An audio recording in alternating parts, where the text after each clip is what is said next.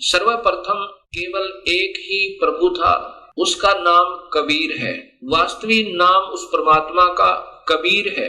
वो अनामी लोक में, अकय लोक में रहता था और वहीं पर हम सब जीव उसी परमेश्वर कबीर में समाये हुए थे। उसके बाद उस परमात्मा ने स्वयं प्रकट होकर अर्थात अपने उस अनामी लोक में स्वयं ही तीन नीचे के लोकों की ओर रचना की। अगम लोक, फिर अलख लोक और नीचे का सतलोक।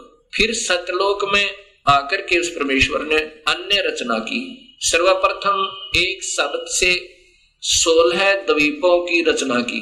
उसके बाद 16 शब्द फिर उच्चारण किए, उनसे अपने 16 पुत्रों का निर्माण किया, उनकी शब्द से उत्पत्ति की, वचन से, और उनको उन 16 द्वीपों में रहने की आज्ञा दी।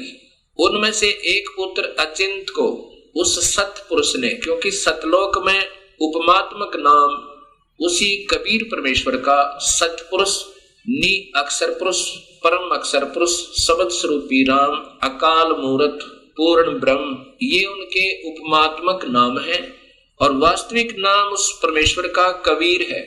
सतलोक के अंदर सत पुरुष ने अपने पुत्र अचिंत से कहा कि आप यहाँ की अन्य सृष्टि रचना को करो मेरी शक्ति तक। अचिंत ने अपनी शब्द शक्ति से अक्षर पुरुष परब्रह्म की उत्पत्ति की और उससे कहा कि मेरा सहयोग दो यहाँ सतलोक में अन्य सृष्टि रचना करने का।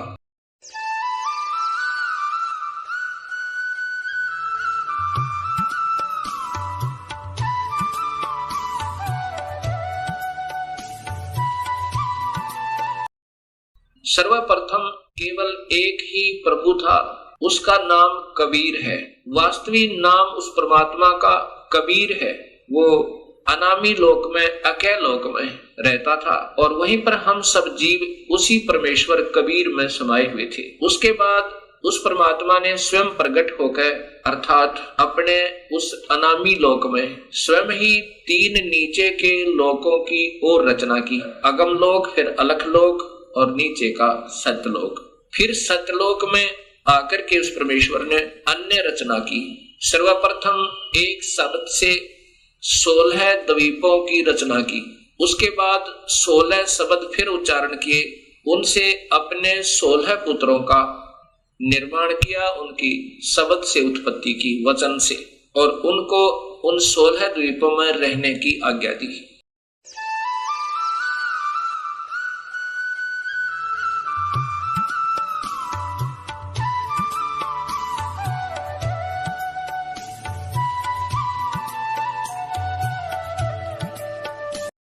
अपने पुत्र अचिंत से कहा प्रभु ने, परमेश्वर ने, सत्य पुरुष कबीर देव ने, कि बेटा तू शेष रचना अब तू कर। अब परमात्मा उनको ये दिखाना चाहता था कि जिसका काम उसी को साजे और करे तो मूर्ख बाजे। अचिंत बड़ा तैयार होया कि जी ठीक है, प्रभुता की भूख बनी थोड़ी सी। तो उसी समय उसने अपने वचन शक्ति से एक पुरुष उत्पन्न किया, उसका नाम अक्षर पुरुष रखा और अक्षर पुरुष से कहा अचिंत ने कि तू मेरा सहयोग दे सृष्टि रचना में। अक्षर पुरुष जाकर के वहां बने मान सरोवर में, एक अलग से मान सरोवर बना हुआ है, वो भी परमात्मा ने अपने वचन से रचा। उस मान सरोवर के अंदर जाकर के स्नान करने लगा, फिर उसके अंदर गोते लगाने लगा, उसमें निंद्रा आगी, सो गया। काफी समय तक वो बाहर नहीं निकला। तब अचिंत ने परमात्मा से कहा प्रभु ऐसे ऐसे अक्षर पुरुष निंद्रा में सोया पड़ा है, वो बाहर नहीं आ रहा, आगे रचना में कैसे करूं।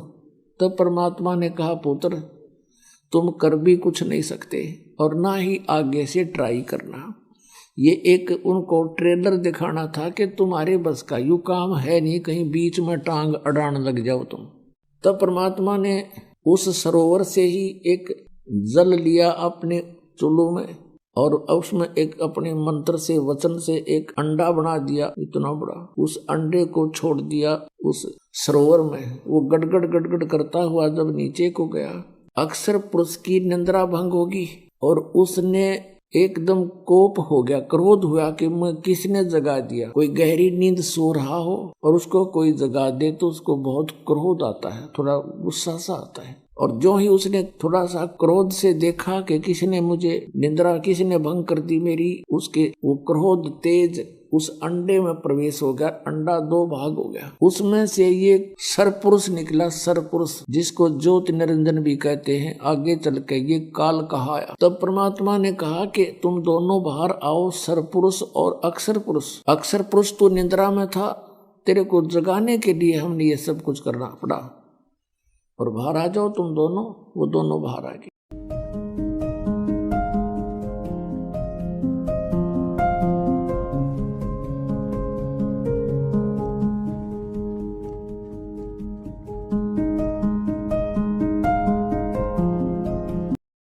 सतलोक के अंदर सतपुरुष ने अपने पुत्र अचिंत से कहा कि आप यहाँ की अन्य सृष्टि रचना को करो मेरी शक्ति तक। अचिंत ने अपनी सब शक्ति से अक्षर पुरुष परब्रह्म की उत्पत्ति की और उससे कहा कि मेरा सहयोग दो यहाँ सतलोक में अन्य सृष्टि रचना करने का। अक्षर पुरुष अर्थात ये परब्रह्म एक सतलोक में बने हुए मान सरोवर में, उसके अंदर अमृत जल है। सतलोक के अंदर उस अमृत सरोवर में प्रवेश कर गए और वहां आनंद से विश्राम करने लगे। अक्षर पुरुष को निद्रा आ गई। सतलोक के अंदर श्वासों से शरीर नहीं है, काफी समय तक सोते रहे। तब सतपुरुष ने अपनी सब शक्ति से जल अमृत तत्व से एक अंडा बनाया और उसमें एक आत्मा प्रवेश की। उस आत्मा समेत उस अंडे को उस जल में डाला, अमृत सरोवर में, उस मान सरोवर में। वो अंडा गड़गड़ गड़गड़ करता हुआ नीचे जा रहा है तो अक्षर पुरुष अर्थात इस पार ब्रह्म की निद्रा भंग हुई। जब ही कोई अधूरी निद्रा से जागता है उसके अंदर कुछ कोप होता है। अब जो ही उसने अपनी कोप सहित दृष्टि से देखा कि मेरी निद्रा किसने भंग कर दी, तब उसका वो कोप उस अंडे पर पड़ा। अंडा 2 भाग हो गया।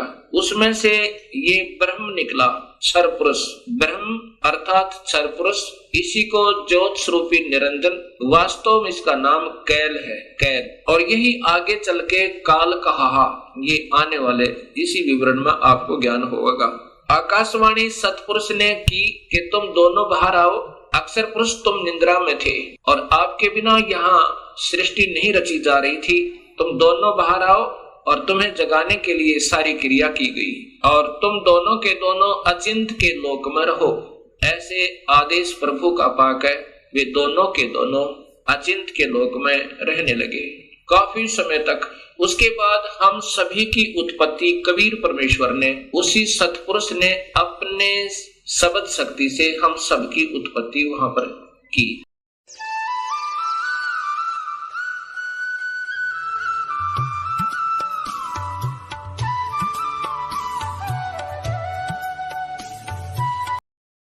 ब्रह्म ने, क्षर पुरुष ने, ज्योत स्वरूपी निरंजन ने 70 युग तक अलग से एक पैर पर खड़ा होकर तपस्या की।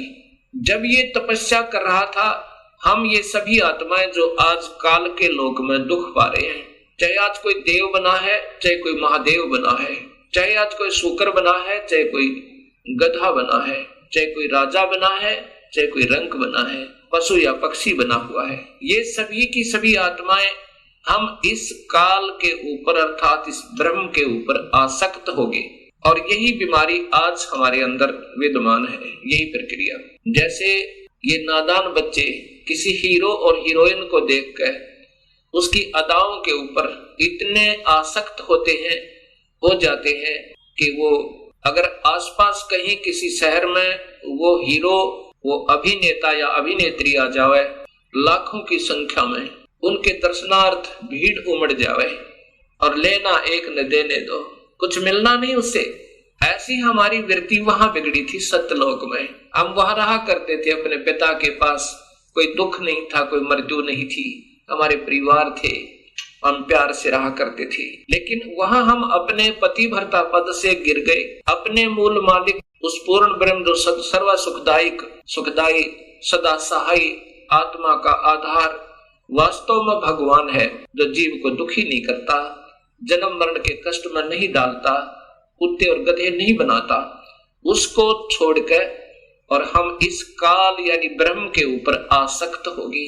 जब इसने सत्ययुग तप कर लिया तब पूर्ण परमात्मा ने, पूर्ण ब्रह्म ने, सतपुरुष ने पूछा भी क्या चाहता है तू काल, कैल क्या चाहता है, ब्रह्म तू क्या चाहता है। तब इस ज्योत स्वरूपी निरंजन ने कहा कि पिताजी ये स्थान जहां मैं रह रहा हूं ये कम है, मुझे अलग से राज्य दो।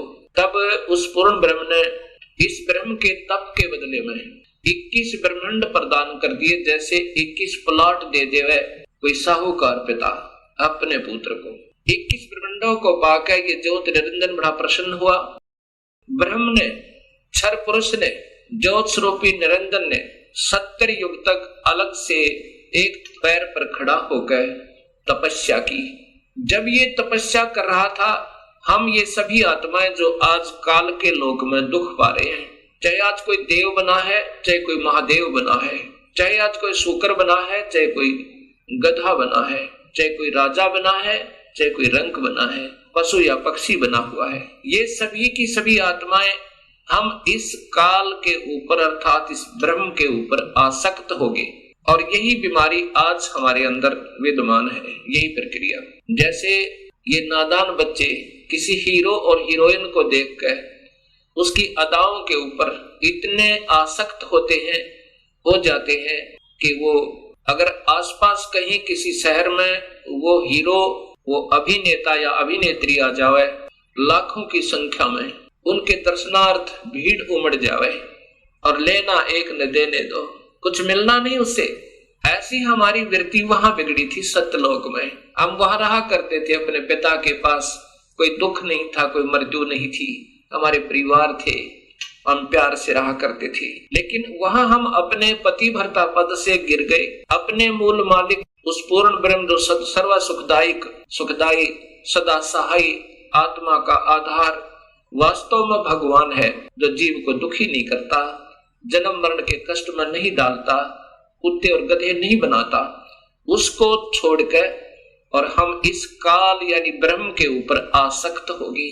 जब इसने सत्ययुग तप कर लिया तब पूर्ण परमात्मा ने, पूर्ण ब्रह्म ने, सतपुरुष ने पूछा भी क्या चाहता है तू काल, कैल क्या चाहता है, ब्रह्म तू क्या चाहता है। तब इस ज्योत स्वरूपी निरंजन ने कहा कि पिताजी ये स्थान जहां मैं रह रहा हूं ये कम है, मुझे अलग से राज्य दो। तब उस पूर्ण ब्रह्म ने इस ब्रह्म के तप के बदले में 21 ब्रह्मांड प्रदान कर दिए, जैसे 21 प्लॉट दे देवे कोई साहूकार पिता अपने पुत्र को। 21 ब्रह्मांडों को पाकर ये ज्योत निरंजन बड़ा प्रसन्न हुआ।